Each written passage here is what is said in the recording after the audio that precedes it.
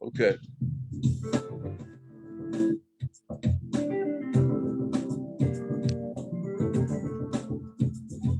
And now stay tuned for another original Studio B production right here on the Voice17104.com.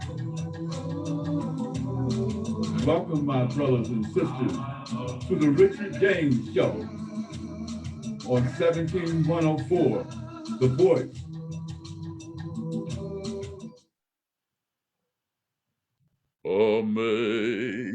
Amazing grace, how sweet the sound is saved a wretch like me. I was blind, lost, but now I'm found. Was blind, but now I see. I will be singing a few songs off and on through this program. Yesterday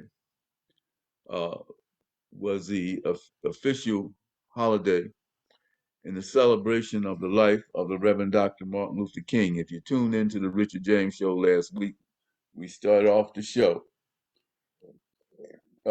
with a speech of Reverend Dr. Martin Luther King. It was segments of his speech. Last speech, I've been to the mountaintop, in which individuals, I think approximately 10 individuals, read some portions of his speech, and it was delightful. And today we're going to continue and close out with a part 2 on the celebration of the life and the work of the Reverend Dr. Martin Luther King. This time I'm going back home. I was raised in the city of Chester, Pennsylvania. And I keep relating back to Chester because I feel that Chester was one of the most important cities and locations in the civil rights movement of this country. And I want to talk with you about how the Reverend Dr. Martin Luther King played into that. You see, the Reverend Dr. Martin Luther King, let's talk historically a little bit about his history. We mentioned it before, but let's just put some more emphasis on it. The Reverend Dr. Martin Luther King was born in Atlanta, Georgia, which some people affectionately refer to as the Peach State. He lived just up the street from Abyssinian Baptist Church, which was a church in which his father was the pastor, Reverend Martin Luther King Sr. He attended Morehouse College. Morehouse College is one of the most distinguished institutions in the country and one of the leading Black colleges in the nation. He got his undergraduate degree at Morehouse. And when he completed his undergraduate degree at Morehouse, he went to school, did graduate in theology at Crozier Theological Seminary. Now, Crozier no longer really exists in its past form. Crozier has a beautiful campus. I attended Crozier. I got some courses there in community organization under a professor and a great community organizer called Saul Alinsky. But at any rate, the Reverend Dr. Martin Luther King attended Crozier Theological Seminary, and we have a video where we have a professor who wrote a book on MLK in Chester, Pennsylvania, and we're going to be sharing that video with you. But also, the Reverend Dr. Martin Luther King attended Calvary Baptist Church on 2nd Street in the city of Chester, and there's a state marker to indicate to you exactly where it is and indicate to you the fact that the Reverend Dr. Martin Luther King attended this church for a couple of years. And he also spoke there, preached there, under the tutelage of a gentleman by the name of Reverend J. Pius Barber.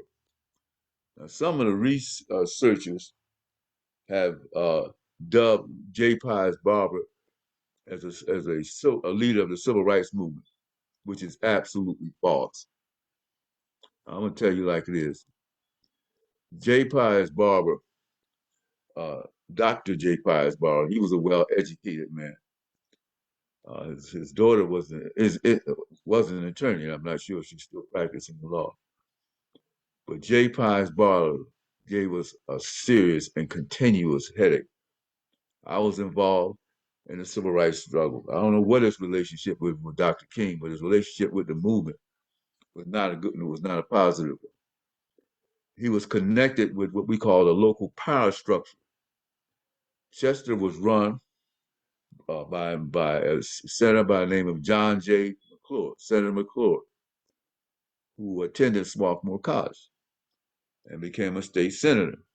He ruled, he was a Republican, and he ruled the roost. And the discriminatory practices and racism and discrimination stem uh, from the Republican regime.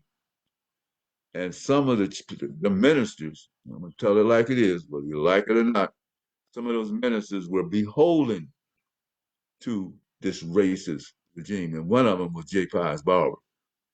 And how does Martin Luther King fit in all this? I don't know. Because I'm sure he got a lot of good theological experience and training from Barber. But I don't think anything regarding civil rights was included as a part of that. I could not believe that. We were not allowed to speak at that church. When I say we, I'm talking about members of the civil rights movement. We would go from church to church announcing our cause, which is to desegregate Chester in terms of his education, in terms of his housing, and every employment were all segregated. And a few of the pastors, one being my pastor was Dr. Daniel A. Scott, who was also beholden to the powers that be. Barber was beholden to the powers that be. And there were other ministers that were beholden to the powers that be tried to stop us. Now, I'm not condemning all the ministers. Now, we had a group of ministers that were strong civil rights fighters. Uh, a man by the name of Dr. Orville Eiffel, who was the pastor of the AME Church in Chester, and later uh, moved to Stilton and became pastor in Stilton. He and I moved to the Harrisburg area at the same time. Other pastors, Reverend Williams, was out front in terms of the movement.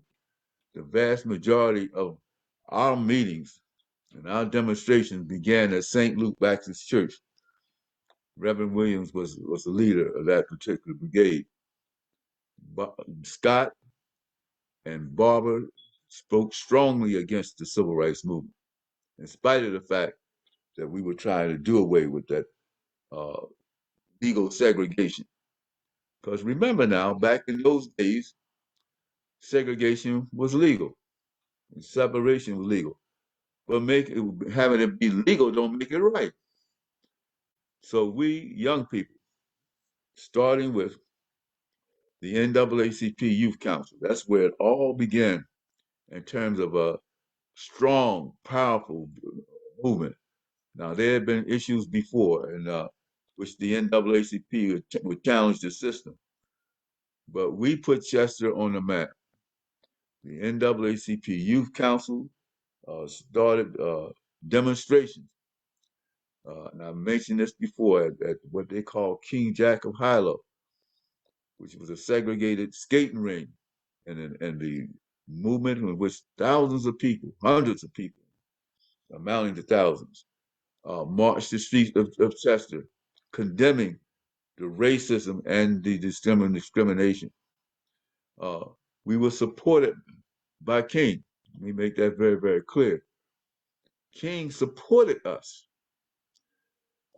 I met Dr. King at the Fellowship House, which was a Quaker uh, community center located on Girard Avenue in Philadelphia, Pennsylvania, right up the street from Girard College, which became a focal point of the civil rights movement.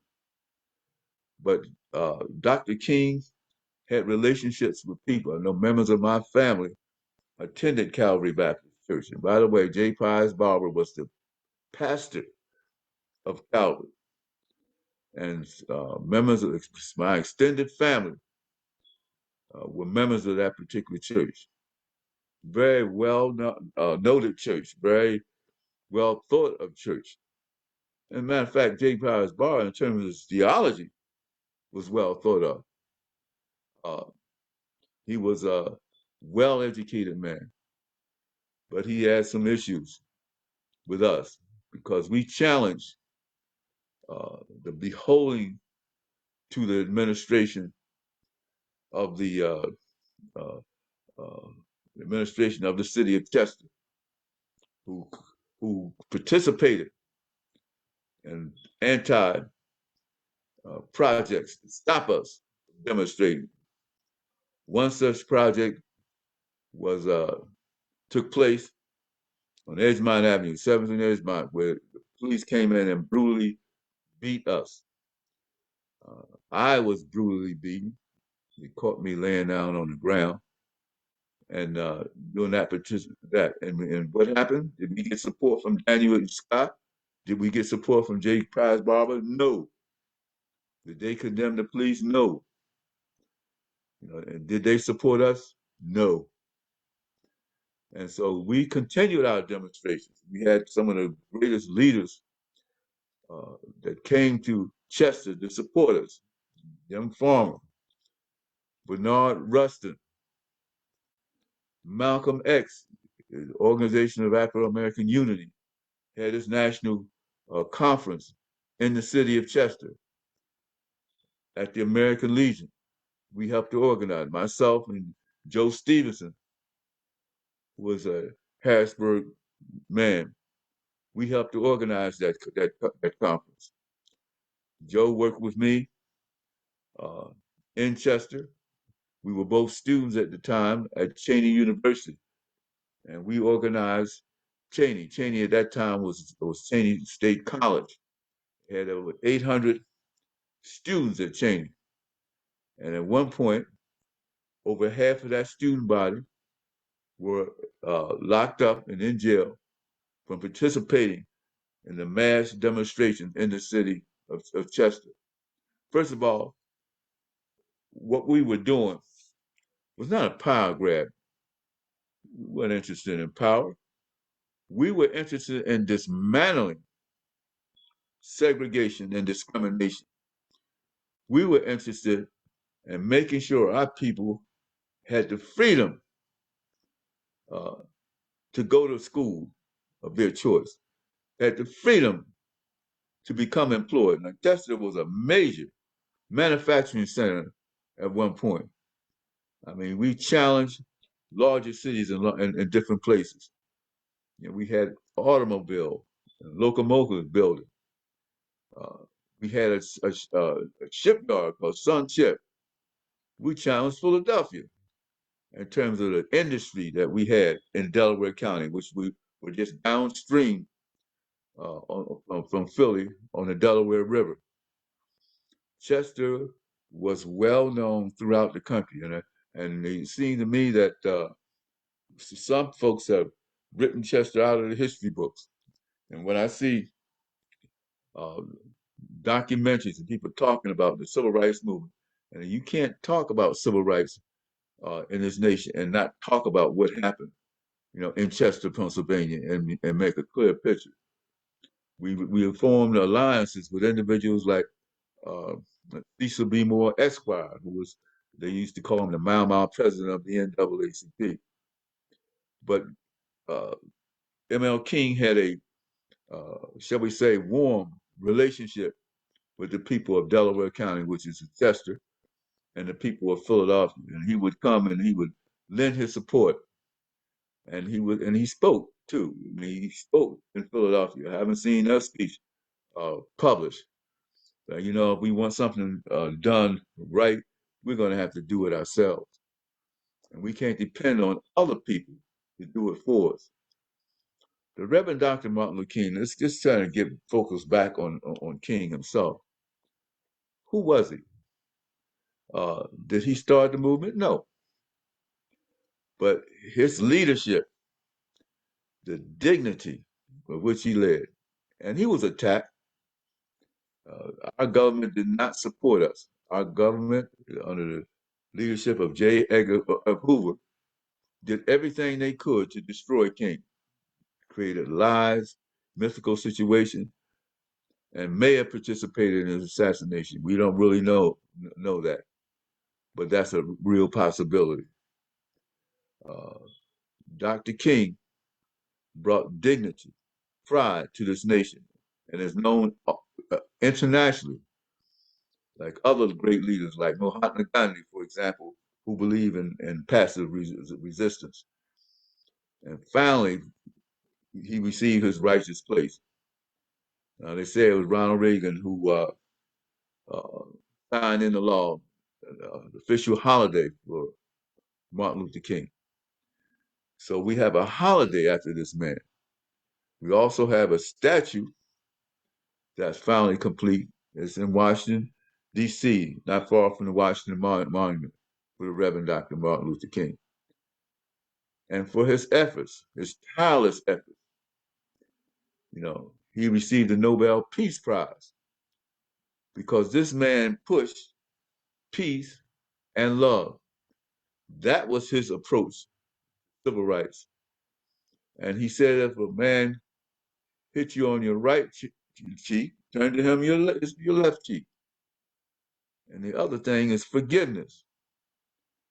Don't condemn an entire race of people for the acts of a minority.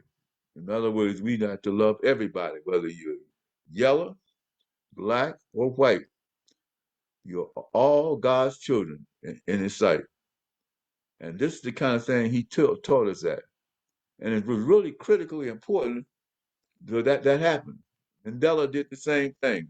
People were upset with Mandela because Mandela had a reconciliation commission and forgiveness. The Bible speaks of forgiveness. God will forgive them, for they know not what they do. Very, very critical things. Basic Christianity. One thing that Jesus brought into our dispensation was that love thy neighbor as thyself. A new commandment I give unto you. There abideth three: faith, hope, and charity. But the greatest of these is charity. And it's based on his philosophy, King's, was based on the love of individuals and mankind. And we're just so proud of the fact that this giant, this international giant that is known throughout the world for peace and love, spent a portion of his journey in our hometown, which is Chester, Pennsylvania, and also helped to influence us in terms of our approach to ending segregation, and discrimination. That was very, very, very important. The Reverend Dr. Martin Luther King. His holiday was celebrated yesterday and all over the country and all over our broadcasting industry. You had program after program after program raising up Reverend Dr. Martin Luther King. Well, myself, uh, from Chester, Pennsylvania, currently in Harrisburg, Pennsylvania, we're going to do the same thing. We're going to raise up the Reverend Dr. Martin Luther King, but we're not going to cut any corners. We're going to tell you exactly what it is and how it is. King was in Chester. It was prior to he marrying Coretta Scott King. So he had friends in Chester. He still has friends in Chester, and he is loved not only in Chester, again we would say, but throughout the world. Just want to do those introductory remarks. Now we're gonna. This is a author who wrote a book, Prescott, on Martin Luther King in Chester, Pennsylvania. So we're gonna play that video, and then we have a few comments after it's over.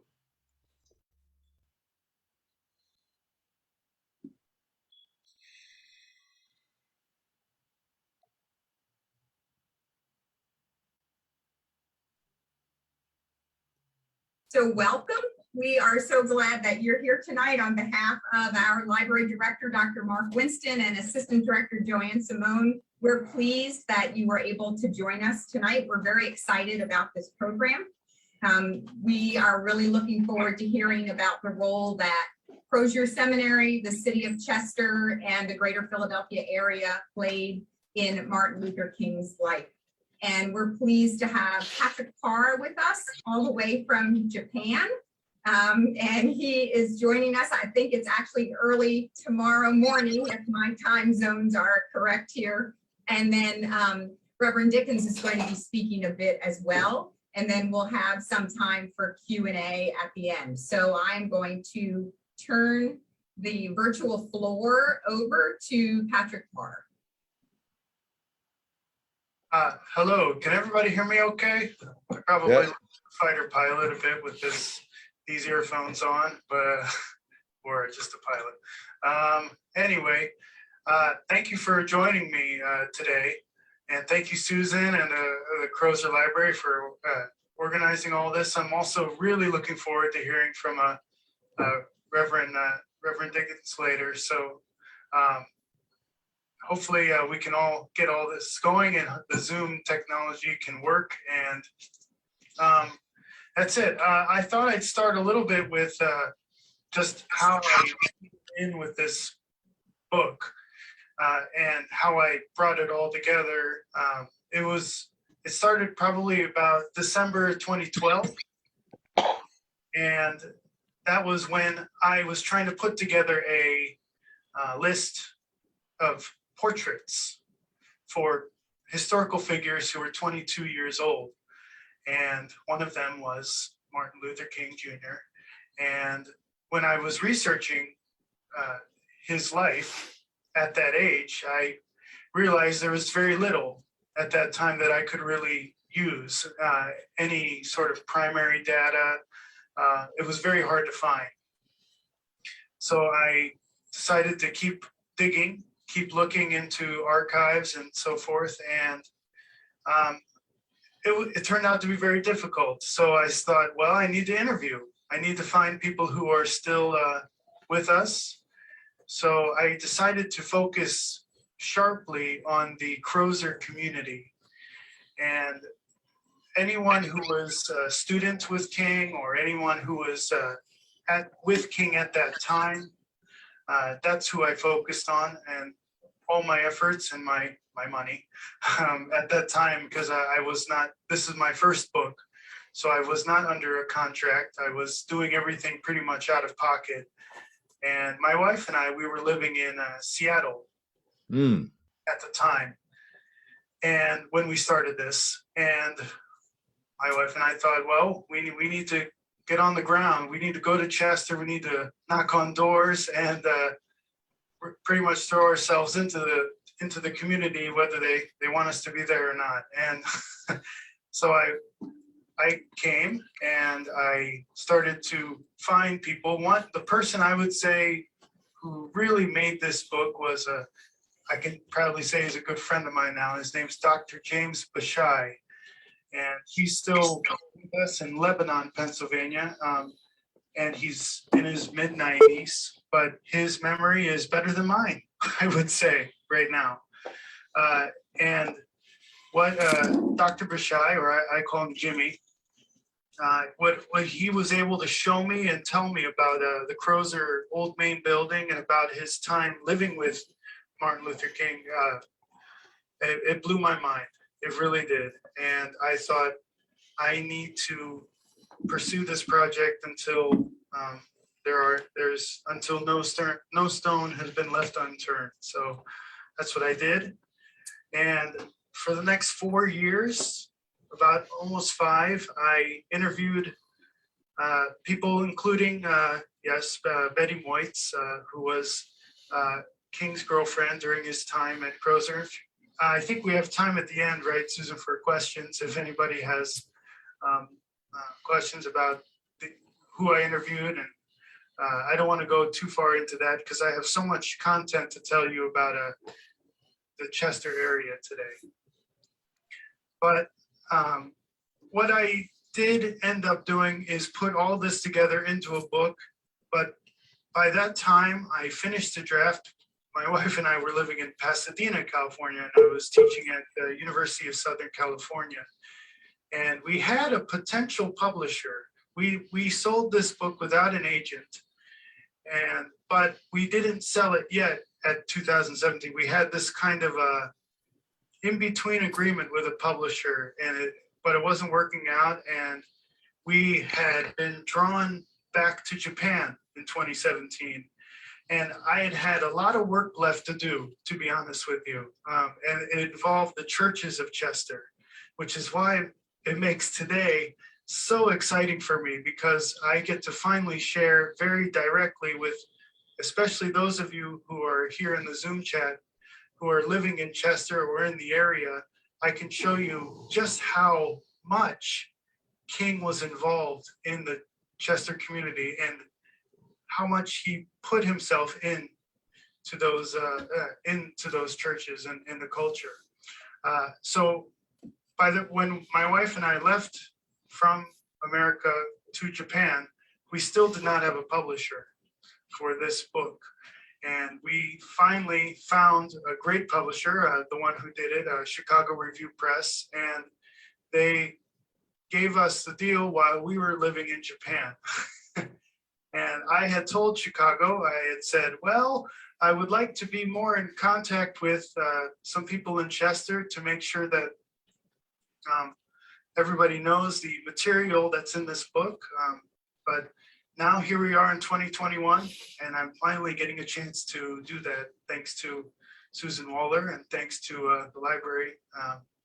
Here we go. I'm going to share my screen here, Susan. Let's see how this goes.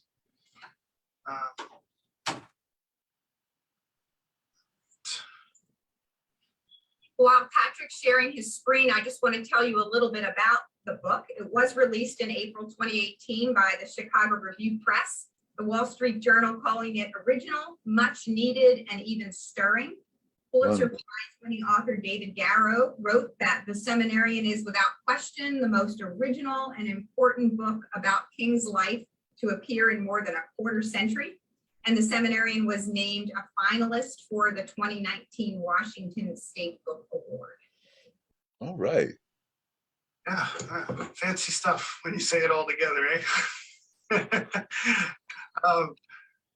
All right, this is, I hope people can see my cursor. I think it's important that you see my cursor because this is kind of a pandemic era tour of the Chester area that I'm going to try to give you guys. And this has all come courtesy of interviews of people who lived with King. See where I'm circling this window? Yeah. Where he lived. This is where King spent 3 years of his life, right here, this window. And this picture I took myself in 2016. I'll show you a picture a little bit later. But you see, this is the commemoration sign by the Historical Commission. And this is Old Main. Some of you are probably very sharp local historians. So if I say anything that is incorrect, I hide behind my book because I am far more a writer than I am a public speaker. So let's just make sure that you give me a chance to correct myself. Up here, this is the cupola. And up here in the cupola, this is where Civil War signatures were put all along the walls here. So you can actually go all the way up the steps, and then as I did, and you can see these very old 1862, 1863 signatures of soldiers, probably both Union and Confederate, but this building was during the Civil War as a hospital for Confederate soldiers. And there's a lot more to that that I can tell you. But on this first floor you see right here, this is where all the classes took place on this side. And on the other side, this is where all the offices were for the president and for the dean. The second floor is where everybody, the single students lived. Okay. And the third floor was for a while where married students would stay. And you can imagine how close everybody was. And to make it even closer, there were no locks on the door. So nobody really, everybody had to be social, communicative with each other. They had to not hide, but to bond, so to speak. And King was right here. And down here is the first floor. And then down here in the basement, this is where he would eat. Everyone would eat. And over here would be the recreation room where they played pool and smoked and enjoyed themselves immensely in the rec room. This is also at times where Betty Moitz would come visit her mother and they would talk in the basement area. I think, yeah. So yeah, this is the old main building. I could go on for an hour just talking about this one picture, but we'll keep moving on here. How's that coming out, Susan, if I scroll? Is it okay? I hope. This is a picture of Old Main in the 1940s. You can see now there's trees. Hey, trees. Those trees are not there anymore. And behind here, you had where the professors lived. And so one fun thing is that the one professor here was named Morton Scott Enslin, and the students were on the second floor here, and they could see when Enslin would come out of his house to come into the building, and he was very late sometimes for class, and he would have a pipe, and they kind of thought of him as a train coming with a pipe, you know, with smoke coming up as he walked. So you can kind of imagine some of the professors just waking up, coming out of bed, coming right out of their house and coming in to teach right on this first floor. Also right here, you'll see that this is the chapel. This is where they were able to have service weekly. And King was a big part of that, especially his second year. And this is also where another professor lived. This is Commencement Hall. Okay. And a lot of this is in my book, but I just wanted to share it visually with you so that it can kind of register a bit more. Okay. Let's see here. I'll just try to get this up. Right now, that's what it looks like. Everybody knows. I'm not going to spend too much time. Sorry, I stretched the image. So this looks quite large, this area. But I want to mention, as I did a couple years ago, how abandoned and how worn down this building is. And if you have a chance, contact someone in the community and ask them to look into who is owning this building right now, because it was with the medical center. And feel free, if anyone has already done any enterprising efforts and you know the owner of this building in 2021, it's fallen into different areas of ownership. So I would love to hear an update. It's hard to get one, especially when you're in Japan. Okay. All right, here we go. So this is some stuff that maybe was overlooked in the book, but I wanted to put it here. I apologize for this very stretched map, but I will also send Susan a list of where all of these places are so that everybody can check them out. That's the Crozer Old Main Building. Look for the green logos here. We'll be talking about Temple Baptist, Grace Community United Methodist Church, and also down here, St. Daniel's and the wonderful Calvary Baptist Church. All right. No favorites though, no favorites. So 1, 2, 3, 4, 5. Good, I've got them all. So we start here with good old Calvary Baptist Church. And it has been confirmed that King was here on March 9th, 1949, and he preached a sermon, and it was called Facing Life's Inescapables. And this sermon is very, I'd say, traditional in its style. And when I visited, the Reverend there was Bayard Taylor, and he recorded this once, and he did put it up on YouTube, but I couldn't find the recording. But the majority of the script is also in the book. And at this time, Reverend J. Pius Barber was his mentor, was King's mentor.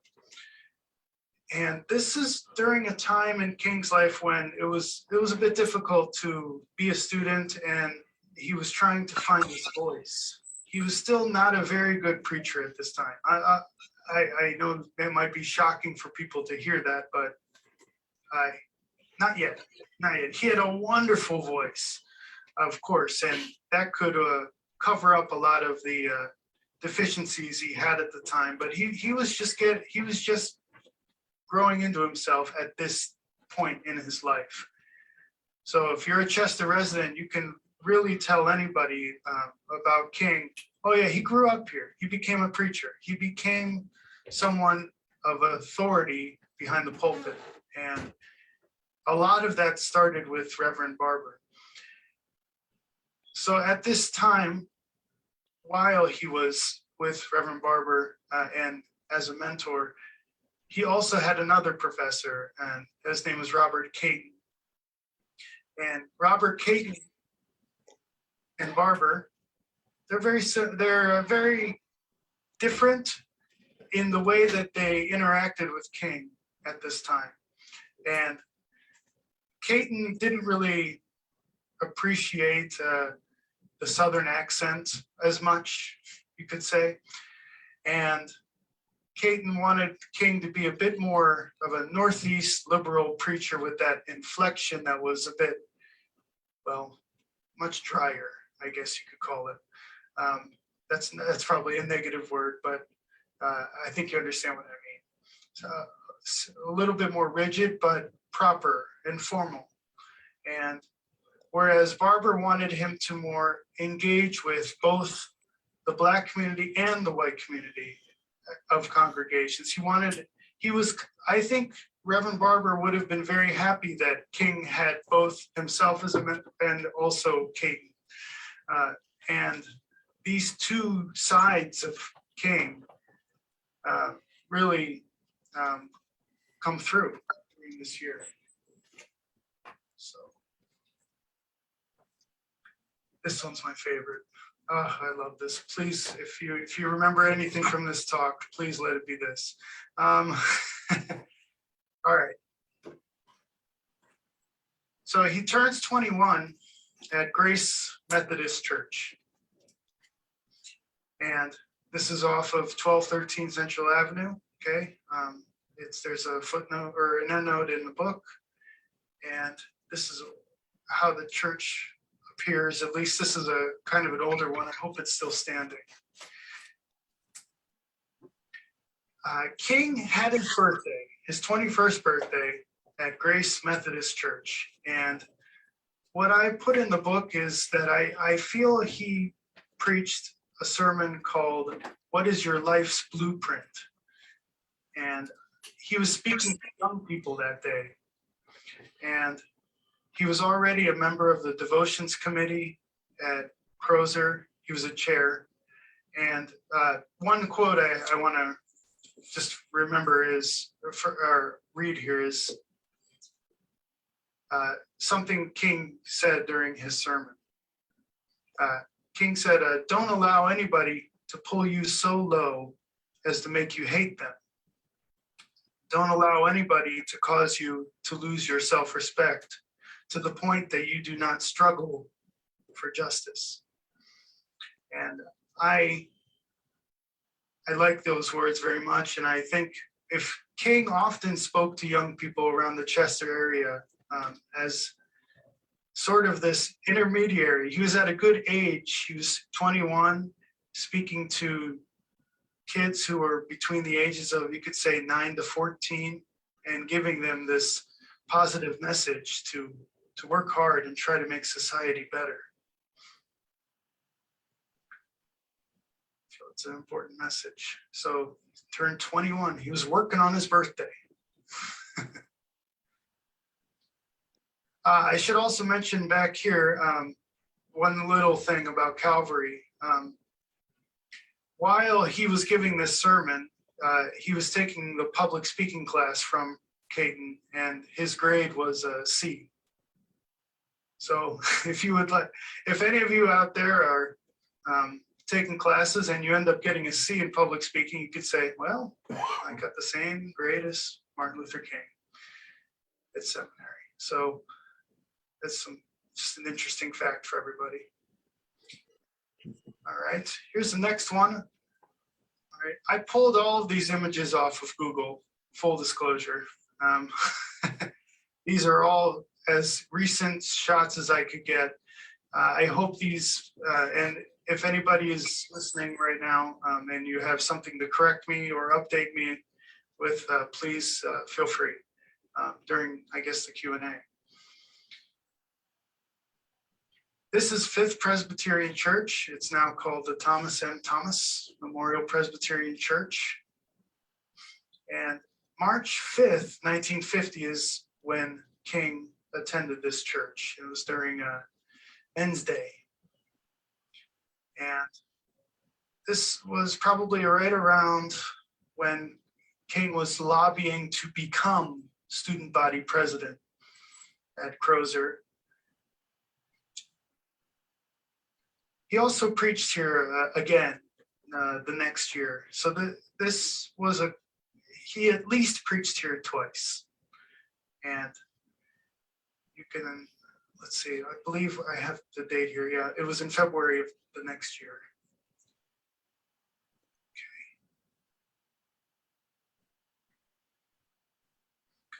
All right. This is Temple Baptist Church. And this was in January 28, 1951. And he was invited to speak here by Reverend D.W. White. And it was an afternoon service. And at this time, he had arrived as a student body president. That sounds very impressive, but please remember the, and it's great. Of course, it's great. And it was historic. But it's not like there were thousands of people at Crozer. There was 24 who mainly voted for him in the class, and that should be noted. It's still an incredible feat, but even some of the people who went to seminary with King, they would say, well, it's not that big of a deal. We just all trusted him. That was how they felt. Temple Baptist, if I have that right here. So Temple Baptist is kind of a reflection in my view of how his father may have helped him get jobs around at these churches.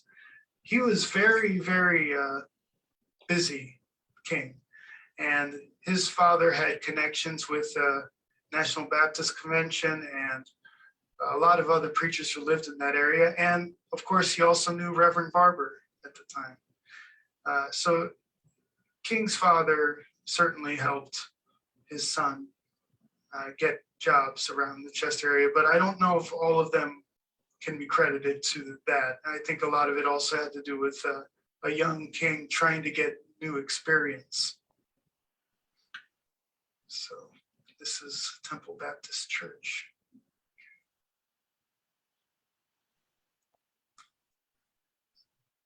Here at Edward Street is a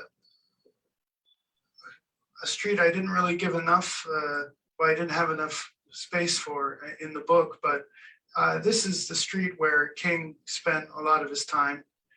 And St. Daniel United Methodist Church was one place where he preached on Young People's Day again.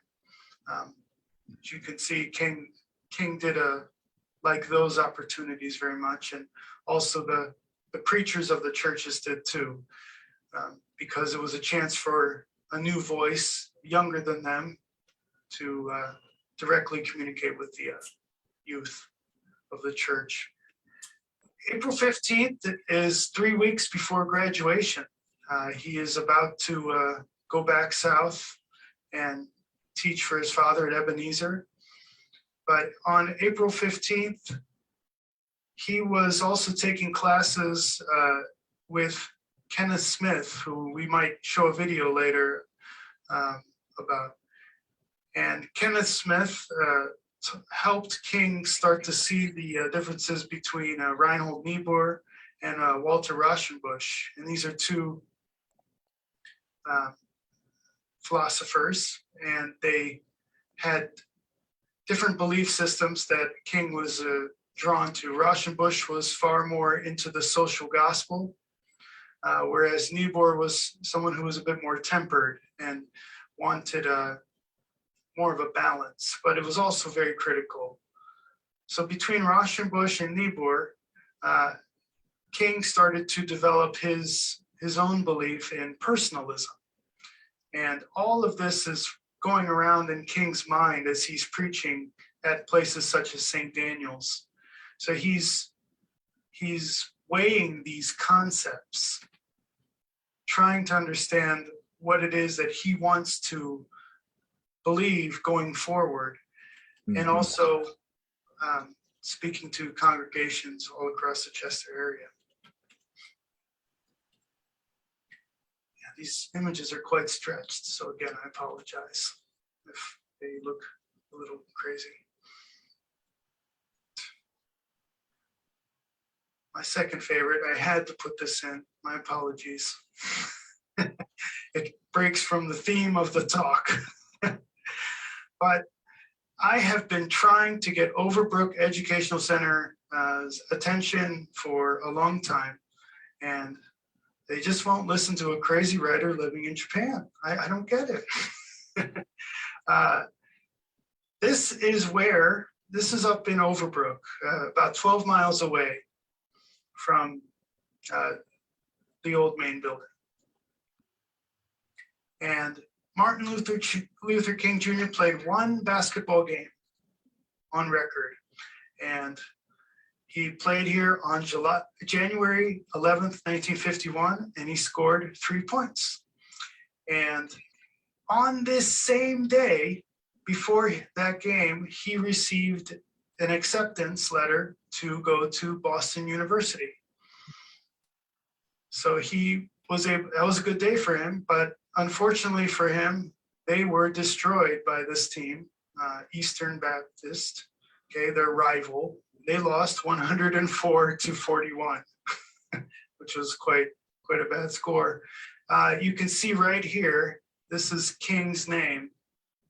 King, he was a guard, and he scored 3 points. And all of these names I looked up, I cannot tell you how many spelling errors are in this box score. Yeah, I'd say over a dozen. But they've all been confirmed. And at this time, King was the oldest of this group. And he was a student body president still. And he did many of these things. He had quite a social life. I think it was in the gymnasium here of Overbrook Educational Center where he played basketball, his one moment of college basketball. Here is another kind of blurry photo. I think this is a debut, Susan. This is a color debut of this. This photo is in the book, but with the wonderful help of Deacon Mirtha Allen at Providence Baptist Church, which is Reverend Marcus Garvey Wood's church, she was able to colorize this photo, which this photo Marcus Wood passed away last year at the age of 99. But I was able to talk to the Reverend Wood about this photo, and he was able to tell me who everybody was. Of course, you can probably see King here. And these, unfortunately, that image didn't come out well, but that's Horace Whitaker, that's Cyril Pyle, and this is King's best friend, who I haven't had a chance to talk about, and that's Walter McCall. And they got into all sorts of trouble. It was King's idea to wear scarlet hoods during graduation. He wanted he wanted it to feel more like a master's degree, and he asked very strongly to the dean, Charles Batten, if they could have financed these scarlet hoods so that it's symbolic of theology. We're down near the end. International students. We're down near the end of our program. There's more to come. Maybe we'll come back and finish it. Gives you an overview that a noted book was written about M.L. King and his relationship to the Chester community. He spent 3 years in Chester. And of course, we all have mentors. We all have people that help us to become who we are. M.L. King met some of his earlier ministers that helped him to become who he is. One of the greatest citizens the world has ever seen. His philosophy developed, his writing developed, and his oratorical skills were unmatched. Here you mentioned the fact that King at 21 was not the speaker he was at 25. One of the greatest speakers, very articulate, very methodical in terms of how he made his presentation. Uh, Speak to me of love and peace, and he did. He spoke of love and peace and bringing people together. He spoke of forgiveness, bringing people together.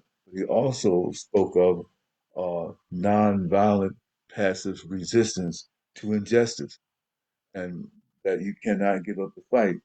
Near the end of his life, he broadened his scope to deal with things like the sanitation workers that were having problems in Memphis, Tennessee, uh, to deal with the Vietnamese War, which was an unjust war, which made no sense, that we lost.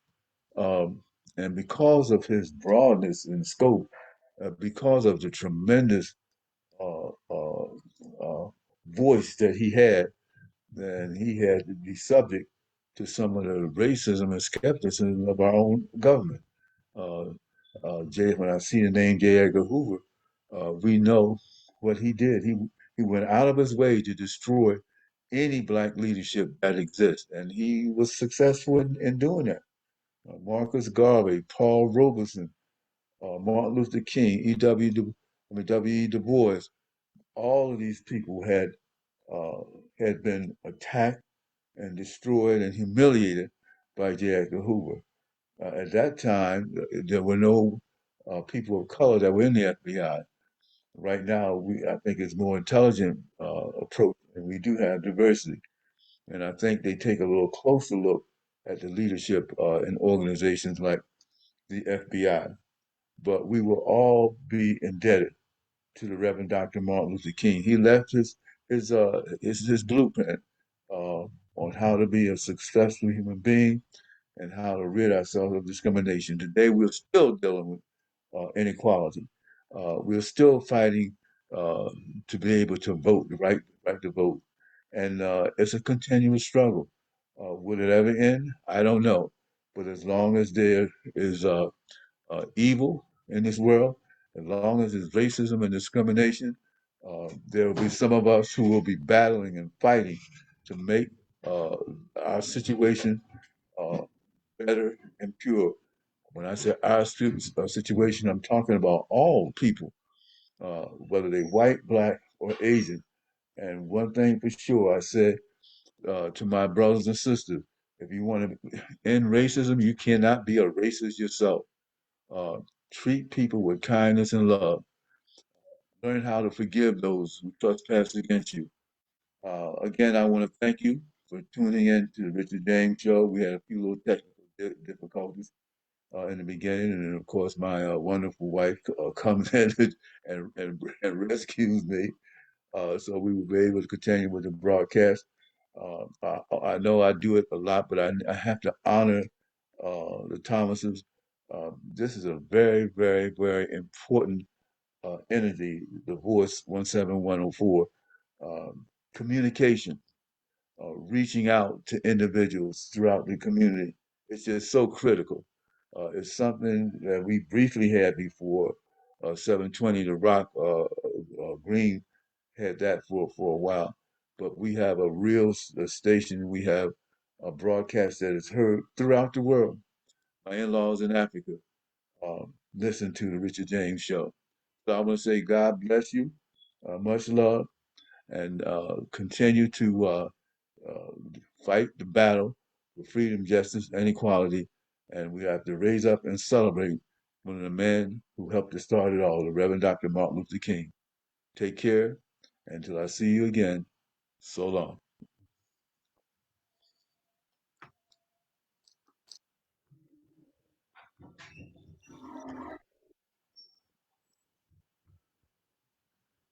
MLK in Chester, Pennsylvania.